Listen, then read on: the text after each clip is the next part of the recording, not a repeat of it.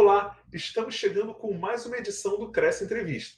Já vou pedindo para você se inscrever no nosso canal para acompanhar todos os vídeos da TV Cresce Rio, como também de deixar o seu like aqui nesse programa para que mais corretores possam acompanhar esse conteúdo de qualidade. Uma outra dica bem bacana é seguir as nossas redes sociais, que tem muito material relevante para os corretores de imóveis. No programa de hoje, um tema de destaque: como montar um planejamento estratégico. E o nosso convidado é super especial, o pós-graduado em Comunicação e Tecnologia da Informação, com especialização em Gestão de Projetos, Eduardo Lira. Vamos nessa? Olá, Eduardo. Seja bem-vindo à TV Cresce Rio e ao nosso programa Cresce Entrevista. Olá, bom dia, tudo bem? Beleza, Eduardo. Vamos começar aqui a abordagem do tema. A gente está falando de planejamento, ou seja, é o início de um ciclo, início de um processo. Qual é o primeiro passo para montar um planejamento estratégico eficiente? Olha, Caio, a sugestão que eu sempre dou para os meus mentorados, para os corretores que me procuram, enfim, acho que 2 pontos são muito importantes. Primeiro, é saber lidar com os recursos existentes e explorar bem esses recursos. E segundo ponto é definir o que é prioridade. Por quê, Caio? Hoje se tem tanta coisa para fazer, se tem tanta, a gente perde o foco com tanta coisa, e dentro de um planejamento estruturado, uma vez que você conhece quais são os seus recursos e você sabe definir quais são as suas prioridades, eu acredito que o planejamento baseado nesses 2 pilares, ele tem muito sucesso. Bacana, Eduardo. De fato, né, é o início talvez do sucesso. Né? Para chegar ao sucesso, tem que planejar muito bem o caminho que vai percorrer para chegar até lá. Agora vamos falar para os novos corretores, ou seja, aqueles que estão iniciando na profissão. Como eles podem definir uma linha de atuação, né, uma estratégia de atuação, como definir os pontos fortes, os pontos fracos, analisar, né, os concorrentes? Fala um pouquinho para a gente sobre essa questão para os novos corretores de imóveis. Você toca num ponto que é muito importante. Acho que todo corretor que está se destacando hoje, um dia ele começou. Né? Então, assim, primeiro, a gente precisa mirar nessas pessoas, nessas empresas, sejam corretores ou sejam imobiliárias, para tentar entender o que esses caras fazem de bom. E eu costumo dizer, você não precisa copiar ninguém, mas você pode aprender. Então, ter essas referências, para mim, é um ponto extremamente importante. E segundo ponto, Caio, hoje, para a venda de um imóvel, é uma venda de alta complexidade. Comprar um imóvel não é como comprar um perfume, não é como comprar um desodorante, um creme dental. Para se comprar um imóvel, precisa se haver confiança. Eu gosto muito de falar para os meus mentorados que sejam autoridades naquilo que vocês vendem. Então, assim, tem que ter bom produto, tem que saber do que está falando, tem que falar com propriedade, tem que falar com conhecimento de causa e tem que estudar muito. Então, a primeira dica é ganha autoridade, ganha força, a venda é consequência. Entendeu? Então, assim, eu costumo dizer, seja referência no seu ramo de atuação.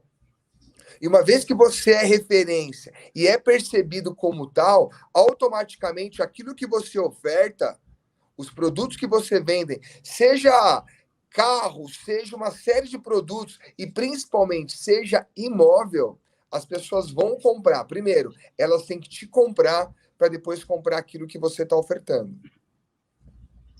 Beleza, Eduardo. Você falou um pouco sobre ser referência no mercado. Como é que esse profissional que está iniciando, né, na corretagem, ele pode se tornar referência? Né? Quais são os primeiros passos para você se tornar uma referência local, né, uma referência do mercado imobiliário? Como é que você identifica isso? Ótima pergunta. O primeiro passo é estudar, Caio. Porque, assim, várias coisas envolvem a aquisição de um imóvel. Economia, conhecimento da região, tecnologia, financiamento, documentação. Então, assim, quanto mais você puder conhecer sobre esses assuntos e se apresentar e posicionar como conhecedor desses assuntos, mais rápido vai ser a sua ascensão. Porque é o seguinte, se eu tenho um produto, eu publico esse produto, esse mesmo produto está sendo propagado por diversos corretores. A pergunta é, por que as pessoas têm que comprar comigo? Entendeu? Então, eu costumo dizer que você ganhar autoridade e notoriedade, sabendo se posicionar, é um passo extremamente importante, principalmente para quem está começando. Beleza. Vamos falar um pouco sobre metas. Como o profissional ele pode definir metas de fato atingíveis e como estabelecer as ações táticas no planejamento para chegar até esses resultados desejados? Bom, o Caio, um erro muito grave, acho que um ponto de melhoria para muitos corretores, já que eu conheço corretor de imóvel, hein? É ter disciplina. Então, quando você fala em ações táticas, é muito importante que o corretor tenha em mente que ele tem que trabalhar de forma correta. Então, ele tem que ter recursos, ele tem que ter horário, entendeu? Ele tem que saber gerir muito bem o seu tempo, que é uma falha comum, gestão do tempo, para inúmeros profissionais, ao exemplo de profissionais liberais, né? Então, assim, essas ações táticas, estratégicas e operacionais são muito importantes. Eu costumo dizer que os grandes profissionais hoje, eles trabalham muito quando eles não têm trabalho. Ou seja, se o corretor não está tendo captação, se o corretor, não, aliás, não é dia de captar, não é dia de receber um cliente, mesmo assim, ele tem que traçar um plano de trabalho, tá? Eu gosto de colocar, com relação a metas, Caio, muitas pessoas focam na meta de faturamento. Eu gosto de submetas. Então, por exemplo, se é um corretor de terceiros, ele pode trabalhar com meta de captação de imóveis. Então, por exemplo, um número extremamente atingível aí, ó, 2 imóveis por dia que tem um valor justo, ou seja, que podem ser propagados, que provavelmente serão vendidos. Não é aquele imóvel de 300 mil que o proprietário está pedindo 700. A gente sabe que esse imóvel não vai vender. Ninguém é bobo e todo cliente pesquisa, né? E que ele também trabalhe com esses indicadores, então, de captação, de indicação, de publicação, sabe? Pô, não adianta ele ter produto na prateleira, esse produto não está sendo bem propagado. Então, ele pode trabalhar com essa inteligência, né? A gente chama de gestão de metas. Então, eu sugiro também essa aplicação desse gerenciamento desses indicadores. Muito bacana, Eduardo, essa abordagem. De fato, essa questão de metas e submetas é muito importante para o corretor também se sentir motivado, dele ver que está conquistando, né, os resultados desejados. De fato, é muito importante no dia a dia do corretor. Perfeito, porque assim, ele está começando ou ele não está vendendo, é comum que ele se desmotive, ele é um ser humano, né? Só que se ele não estabelece uma rotina, aí que essa desmotivação vai acontecer mais rápido ainda. Porque se você não tem um norte, se você não tem um plano de trabalho, você fica perdido. Aí você olha para o bolso, não tem dinheiro, e você olha para o plano de trabalho, não se tem rotina, aí a desmotivação vem mesmo. Perfeito, cara. Vamos falar agora um pouco para as imobiliárias, né? Como envolver a equipe no foco estratégico definido no planejamento? E como essa ação é importante, né, para alcançar os resultados? Olha, eu uso uma frase hoje que o menos é mais. Eu prefiro ter menos corretores engajados do que ter um monte de corretores dispersos, sem foco, sem meta, sem resultado. Então, eu gosto muito hoje de uma estrutura enxuta.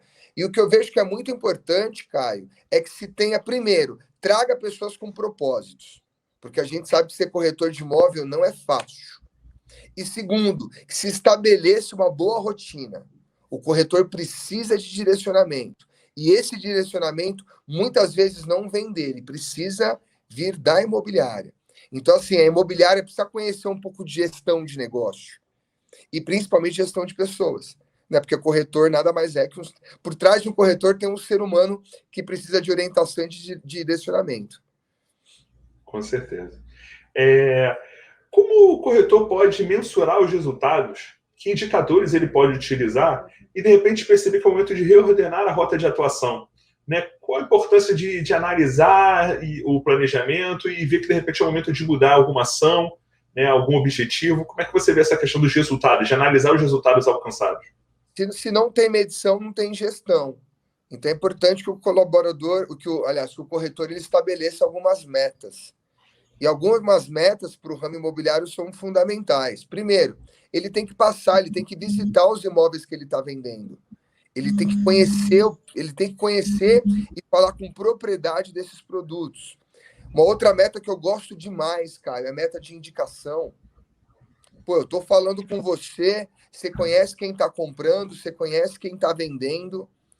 Então, assim, sabe, gostou do meu trabalho? Me indica. Eu sempre peço para os meus clientes de 5 a 10 indicações, tá?